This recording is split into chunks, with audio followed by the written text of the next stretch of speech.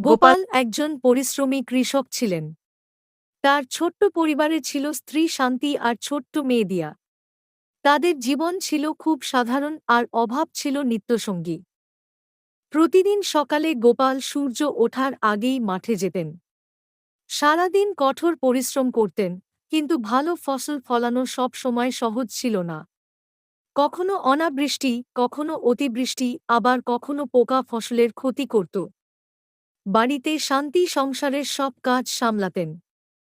দিয়া ছোট হলেও মায়ের কাজে সাহায্য করার চেষ্টা করত। তাদের ছোট্ট কুঁড়েঘরটি ছিল ভালোবাসায় ভরা, যদিও অভাবের কালো মেঘ তাদের ঘিরে থাকত। এক বছর বৃষ্টি হল না। মাটি ফেটে চৌচির, ফসল শুকিয়ে কাঠ।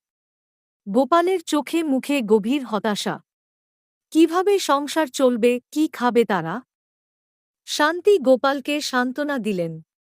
আমরা একসাথে আছি, আমরা ঠিক পারব, তিনি বললেন। দিয়াও বাবাকে জড়িয়ে ধরল।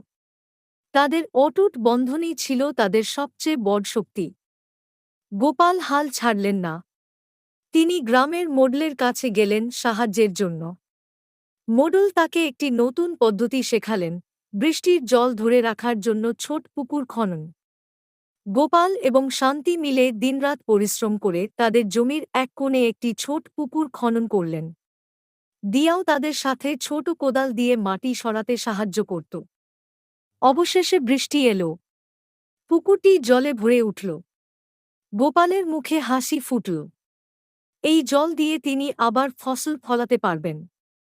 সেই বছর তাদের ফসল খুব ভালো হল। গোপাল আর শান্তি কঠোর পরিশ্রমের ফল পেলেন। দিয়ার মুখেও হাসি। তাদের কুঁড়ে ঘরে এখন আর অভাবের কালো মেঘ নেই, আছে আশার আলো। গোপাল, শান্তি আর দিয়া জানত জীবন সব সময় সহজ হবে না। কিন্তু তারা এও জানত যে একসাথে থাকলে আর পরিশ্রম করলে যে কোনো বাধাই অতিক্রম করা সম্ভব। তাদের ভালোবাসার সংসার এখন আরও উজ্জ্বল।